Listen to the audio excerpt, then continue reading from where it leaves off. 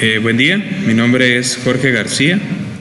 Voy a iniciar platicando un poco de Support Vector Machine.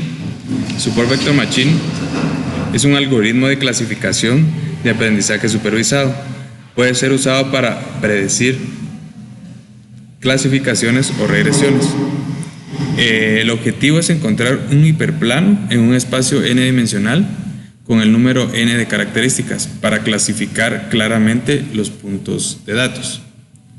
¿Para qué sirve? Sirve inicialmente para predecir si el dato es un conjunto de prueba, si el dato de conjunto de prueba pertenece a una de las dos categorías.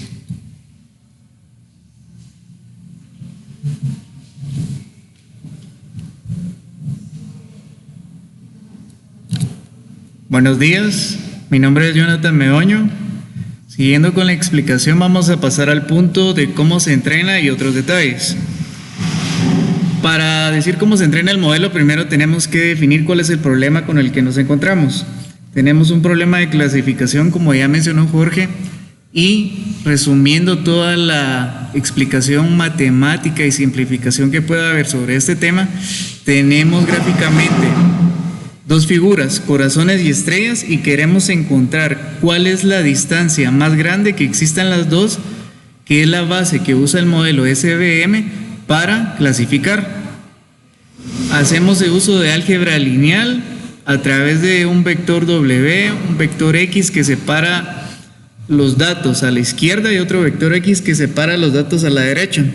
Luego hacemos una resta de estos vectores y se obtiene esta ecuación que vemos acá, que es el ancho que separa las dos formas.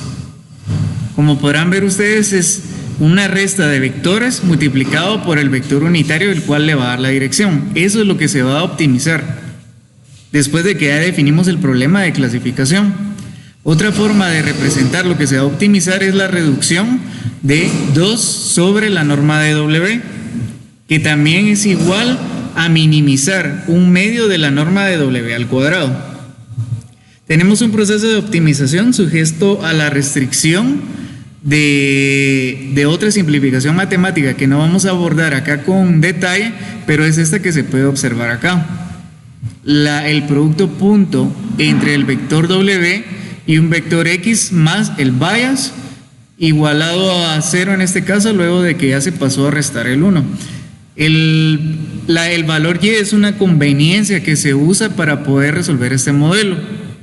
Entonces, ya que tenemos esta minimización y un proceso de optimización sujeto a la restricción, se procede a una solución por el método de Lagrange, que conlleva tener una optimización aunado a una restricción, y este sería el lagrangiano que se debe optimizar. Después del proceso de optimización se obtiene como resultado esta ecuación que tenemos acá. Hasta cierto punto se llega a determinar que el vector W es una combinación lineal del producto punto de los valores muestra que se encuentran en las fronteras de las líneas que dan la distancia más ancha. De este resultado también obtenemos esta simplificación matemática que está acá, que no es nada más o no es más que sustituir el resultado del vector W dentro de las primeras restricciones que teníamos al inicio.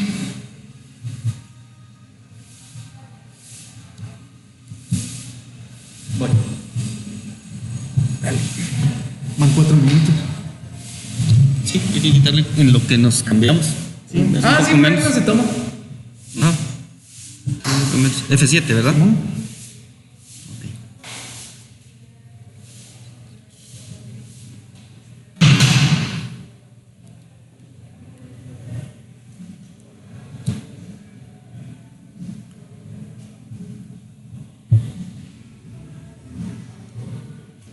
El algoritmo SVM puede usarse para resolver distintos tipos de problemas, como pueden ser clasificación y regresión.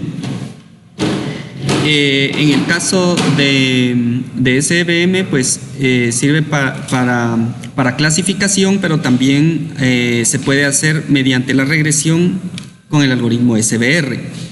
dependiendo del conjunto de datos de entrenamiento que tengamos, puede ser alguna de las dos categorías. En este caso, en la imagen podemos ver que se ha graficado en línea verde la frontera que separa las dos categorías, y la predicción de este modelo pues nos va a dar un valor entre -1 y 1 dependiendo de a qué categoría corresponde el elemento que está siendo evaluado.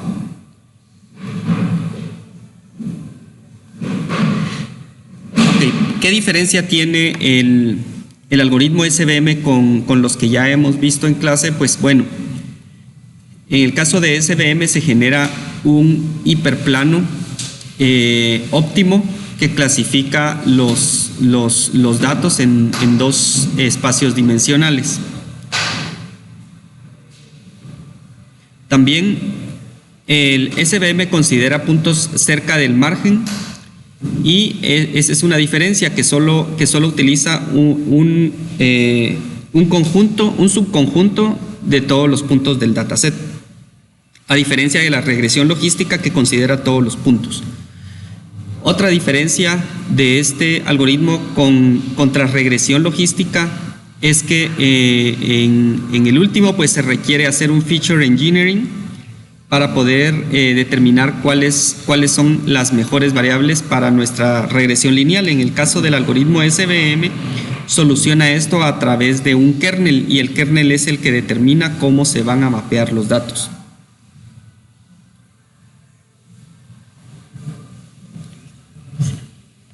Continuando con la explicación, como ya explicaban mis compañeros, Eddie hablaba de que lo separa en un hiperplano en dos partes, ya que es un aprendizaje supervisado, por lo cual les voy a dar las ventajas de este. Una de las ventajas es que funciona bien para datos linealmente separables, y datos que son linealmente separables pueden funcionar bien dentro del hiperplano. Para datos que no son separables linealmente, se pueden proyectar los datos en el espacio perfectamente, casi linealmente separable. El SVM tiene la ventaja también de poder manejar múltiples direcciones de la forma correcta.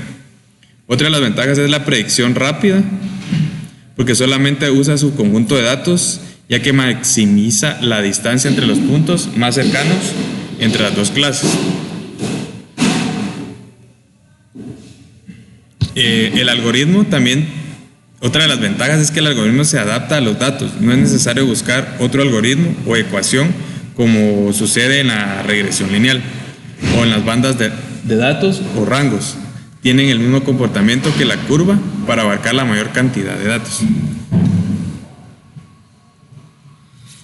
Dentro de las desventajas que presenta este algoritmo podemos indicar: el algoritmo funciona bien solamente cuando tiene data limpia.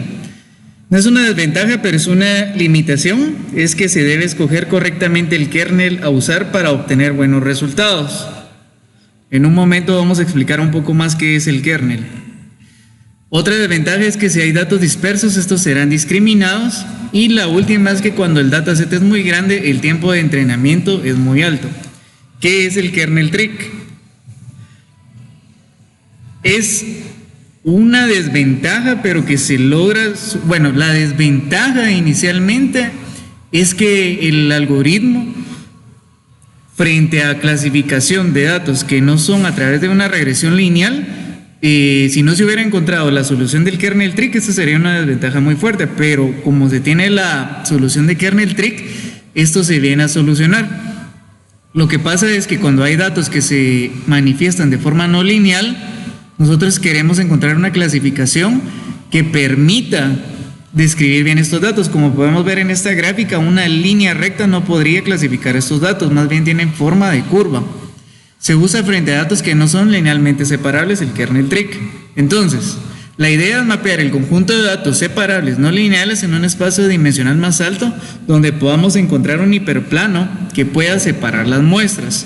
La función kernel es una función que reduce la complejidad de encontrar una función de mapeo Y la función kernel define el producto punto en el espacio transformado. Es decir, kernel facilita la transformación o mapeo de un espacio en una dimensión a 2 dimensiones y hacia 3 o más dimensiones. La transformación viene en esta parte, estas ecuaciones ya las habíamos explicado en la parte superior. Este phi es la función de transformación o kernel para las dos soluciones que teníamos posteriores al proceso de optimización. La función de kernel en su forma pura tiene esta forma, y aunado a la función de kernel también teníamos que hacer una discusión sobre el RBF. El RBF no es más que una de las tantas transformaciones que tiene la función kernel. Tenemos la polinomial kernel, gaussiana kernel, que es un caso especial del radial basis function, y el radial basis function, que es una transformación de e a la menos lambda, y podemos ver que tenemos la diferencia de los vectores al cuadrado, y también hay una transformación tangente hiperbólica.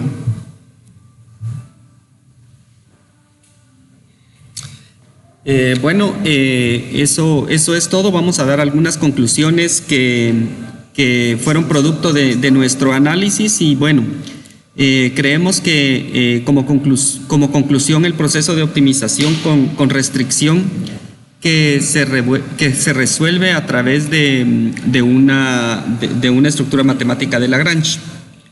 También concluimos que SVM pertenece a la familia de modelos de aprendizaje supervisado por clasificación. Una más es que es un algoritmo muy poderoso para manejo de datos en múltiples dimensiones, siempre y cuando los datos no estén muy dispersos, porque eso no ayuda a que el resultado pues sea el óptimo.